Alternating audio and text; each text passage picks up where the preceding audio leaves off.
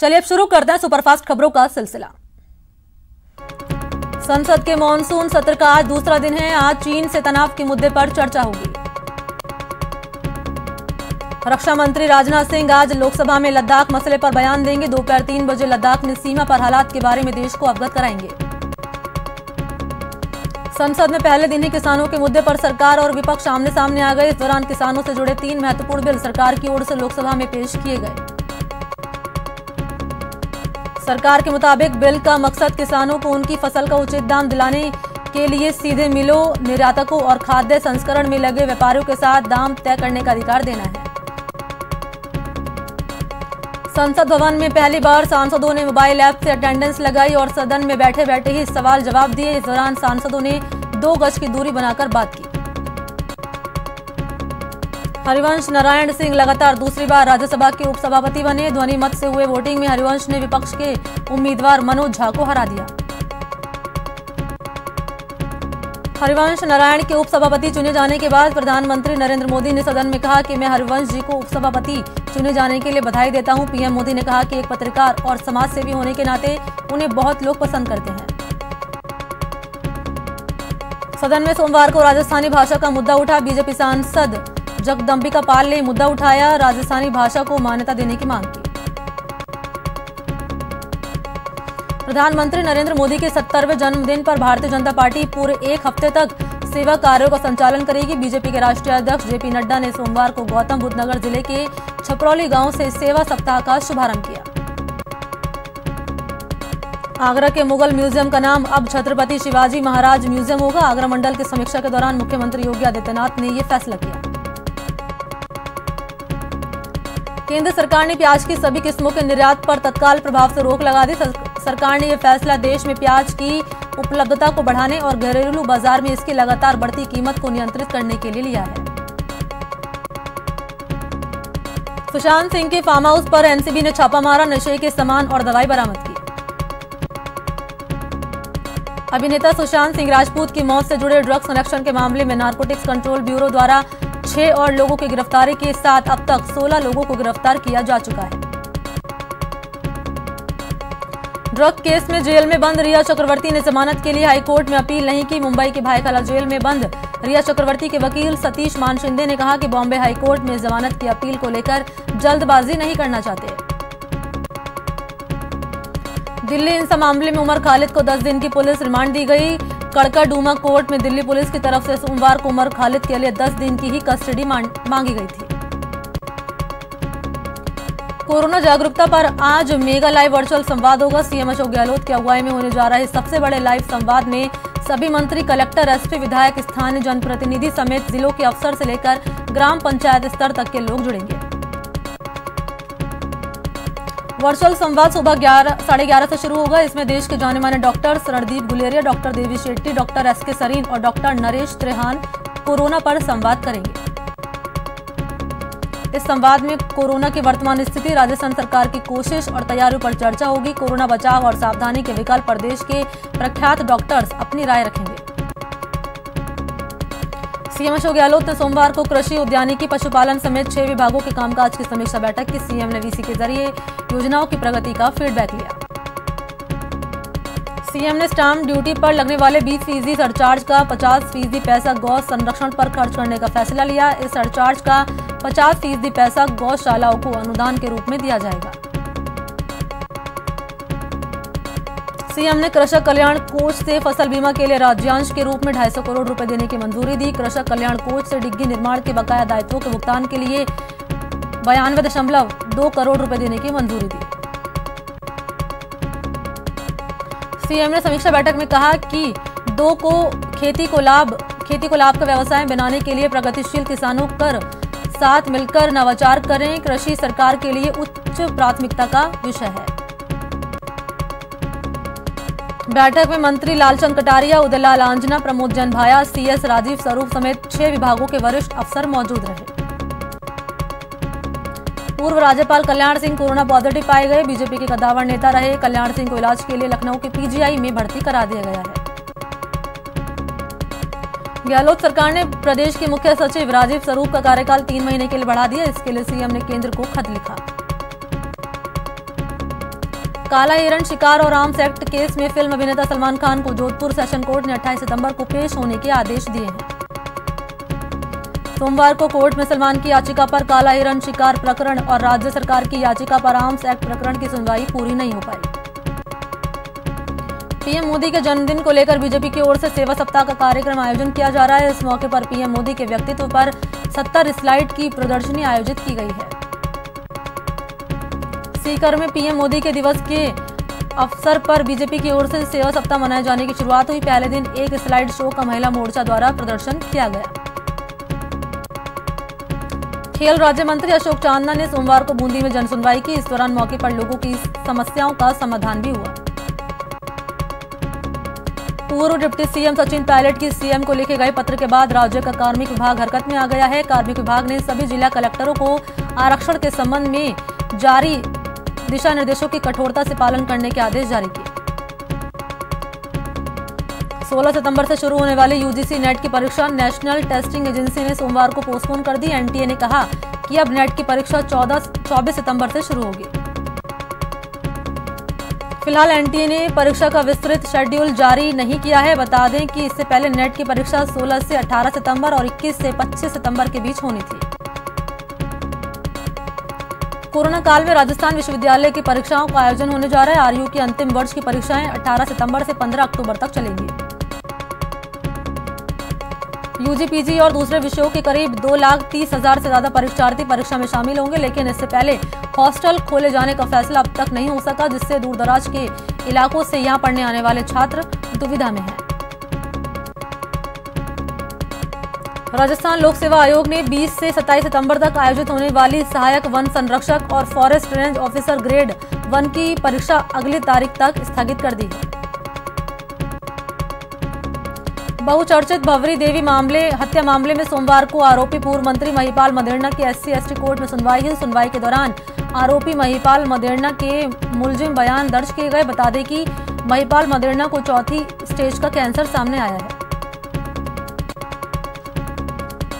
School lecturer भर्ती परीक्षा 2018 से जुड़े कृषि विषय के अभ्यर्थियों ने राजस्थान लोक सेवा आयोग कार्यालय पहुंचकर काउंसलिंग के लिए आरक्षित सूची जारी करने की मांग की। 12 के राजकीय महाविद्यालयों में सहरिया जनजाति के छात्र छात्राओं को सामान्य वर्ग की सीटों पर दाखिला देने के चलते सामान्य वर्ग के छात्र छात्राओं को कॉलेज में दाखिला नहीं मिला है, जिसके विरोध में एबीवीपी के छात्रों ने भूख हड़ताल शुरू कर दी। देश में कोरोना की रफ्तार बेकाबू होती जा रही है। पिछले 24 घंटे में देश भर में करीब 93,000 नए केस सामने आए। इसके साथ ही मरीज का आंकड़ा 48,46,000 के करीब पहुंच गया। कोरोना से पिछले 24 घंटे में 1,136 लोगों की मौत हुई। इस तरह बीमारी से अब तक 79,722 लोगों की जान जा चुकी है। मरुधरा में कोरोना का आंकड़ा तेजी से बढ़ रहा है। 24 घंटे में 1,730 नए केस सामने आए। इसके बाद कुल आंकड़ा 1,04,138 पर पहुंच गया। मरुधरा में पिछले 24 घंटे में कोरोना से 14 मौतें हुई, जिसके बाद प्रदेश में कोरोना से मरने वालों का आंकड़ा 1,250 तक जा पहुंचा। इलाज के बाद प्रदेश में अब तक 84,638 लोग डिस्चार्ज हो गए। फिलहाल प्रदेश में 16,726 एक्टिव केस हैं। दिल्ली के उप मुख्यमंत्री मनीष सिसोदिया भी कोरोना संक्रमित हो गए। उन्होंने ट्वीट कर बताया कि रिपोर्ट पॉजिटिव आने के बाद खुद को सेल्फ आइसोलेशन कर लिया है। सांसद हनुमान बेनीवाल की कोरोना रिपोर्ट में भी गड़बड़ झाला सामने आया। हनुमान बेनीवाल की संसद में जांच वाली रिपोर्ट पॉजिटिव आई, जबकि जयपुर में कराई गई जांच की रिपोर्ट नेगेटिव आई है। कोरोना पॉजिटिव पाए जाने के बाद सांसद सुखबीर सिंह जौनापुरिया ने खुद को होम आइसोलेट कर लिया है। जयपुर में कोरोना जांच में बड़ा गड़बड़ झाला सामने आया। महिला आयोग की पूर्व अध्यक्ष सुमन शर्मा की रिपोर्ट बगैर जांच कराए ही पॉजिटिव आई गई है। प्रदेश और राजधानी जयपुर में बढ़ रहे कोरोना संक्रमण के खतरे को देखते हुए राजधानी जयपुर में व्यापार संगठनों से शाम 7:30 बजे के बाद बाजारों को बंद करने की सहमति जताई। पार महासंघ की ओर से प्रशासन को इस संबंध में प्रस्ताव भी भेजा गया है। प्रदेश में स्मार्ट सिटी परियोजना के तहत एसएमएस अस्पताल में विकास के कार्य शुरू होंगे, जिसके तहत एसएमएस अस्पताल में 200 करोड़ की लागत का 15 मंजिला आईपीडी टावर और कार्डियक सर्जरी सेंटर बनाया जाएगा। प्रदेश में कोरोना मरीज की मदद और अन्य जरूरतों के लिए राज्य सरकार के वेतन कटौती के आदेश के खिलाफ अब सरकारी कर्मचारी खुलकर सामने आ गए हैं। सरकारी कर्मचारी सरकार के वेतन कटौती आदेश का विरोध कर रहे हैं। सीकर में सोमवार को 2 पुलिसकर्मियों समेत 44 नए कोरोना पॉजिटिव मिले। जिले में अब कोरोना मरीज 3587 हो गए हैं।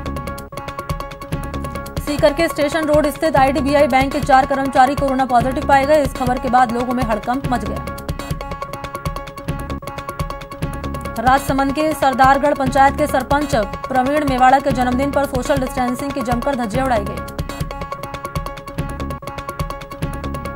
कोरोना काल के दौरान 12 जिले से एक अच्छी तस्वीर देखने को मिली, जहां जिले की केलवाड़ा कोविड केयर सेंटर में मरीजों में कोरोना के खौफ को कम करने के लिए मेडिकल स्टाफ उनका मनोरंजन कर रहे हैं और उन्हें गाना गाकर उनका हौसला बढ़ा रहे हैं। प्रतापगढ़ में पिछले 24 घंटे में कोरोना के 25 नए केस सामने आए। इसके बाद जिले में मरीज की संख्या 649 हो गई है। चूरू के सुजानगढ़ में बीजेपी के सेवा सप्ताह के पहले दिन बीजेपी कार्यालय में कोरोना योद्धा के रूप में स्थानीय पत्रकारों का अभिनंदन किया गया।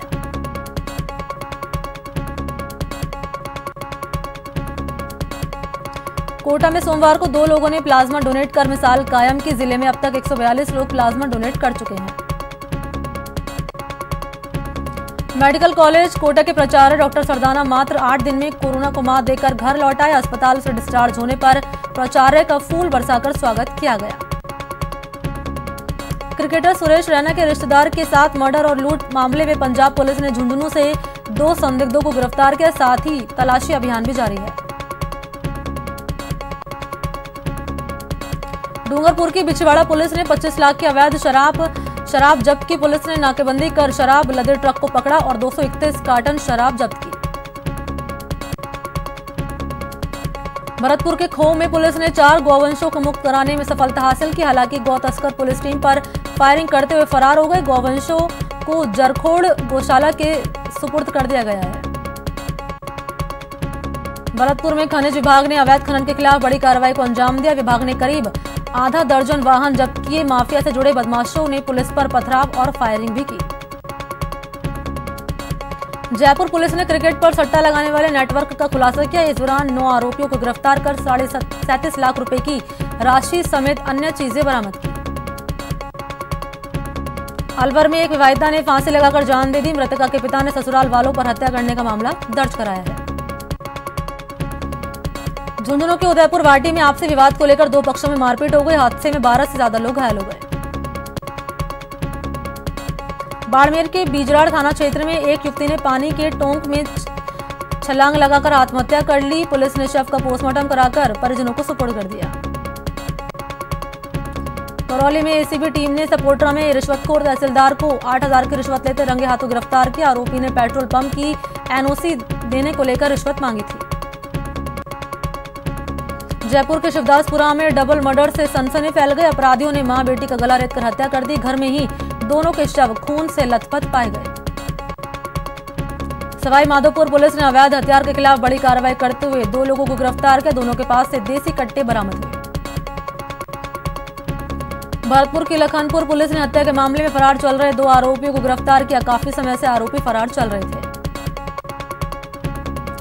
कोटा में सोमवार को कोरोना के 140 नए केस सामने आए। जिले में अब मरीज की संख्या 7500 के पार पहुंच गई।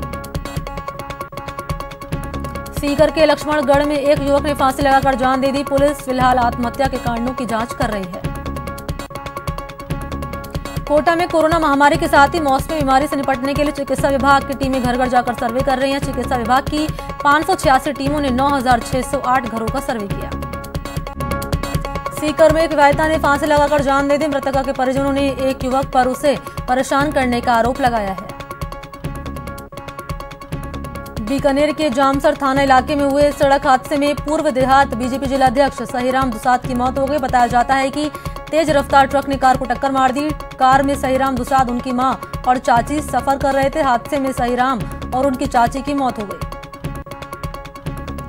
कोटा के मवासा में हुई चोरी का पुलिस ने खुलासा कर दिया। पुलिस ने एक आरोपी को गिरफ्तार कर उसके पास से चोरी के 47,000 रुपए बरामद किए। बूंदी में बीजेपी विधायक अशोक डोगरा के खिलाफ भीम आर्मी सेना से कलेक्ट्रेट पर प्रदर्शन किया। डोगरा के एक वीडियो वायरल मामले में कार्रवाई को लेकर यह प्रदर्शन हुआ। दौसा में दर्जनों किसान बाजरे की फसल लेकर जिला कलेक्ट्रेट पहुंचे और प्रदर्शन किया। किसानों ने बाजरे की फसल को लेकर कलेक्टर से मुआवजे की मांग की। सीकर में विधि महाविद्यालय के छात्रों ने परीक्षा करवाने का विरोध करते हुए कलेक्ट्रेट पर प्रदर्शन किया। चूरू के सादुलपुर में वेतन नहीं मिलने से नाराज सफाई कर्मचारी धरने पर बैठ गए। अस्थायी सफाई कर्मचारियों का आरोप है कि उन्हें पिछले 3 महीने से वेतन नहीं मिला है। चूरू के सुजानगढ़ में जलदाय विभाग के कर्मचारियों ने प्रदर्शन किया। कर्मचारियों ने वेतन कटौती के आदेश को वापस लेने की मांग की। कोटा में बिजली विभाग उपभोक्ताओं को बिल का झटका दे रहा है। सांगोद क्षेत्र के दिव्यांग ग्रामीण के एक झोपड़ी नुमा मकान का बिल करीब 86,000 रुपए है, जिसके बाद पीड़ित ने अधिकारियों से गुहार लगाई है। चूरू के सुजानगढ़ नगर परिषद के आयुक्त वाल्मीकि समाज के लोगों ने ज्ञापन सौंपा। ज्ञापन में सफाई कर्मियों से मूल कार्य करवाने की मांग की गई। कोटा में बावड़ी इलाके में निर्माण के दौरान ब्लास्टिंग की जा रही है, जिसके विरोध में व्यापारियों ने पुलिस को ज्ञापन दिया है।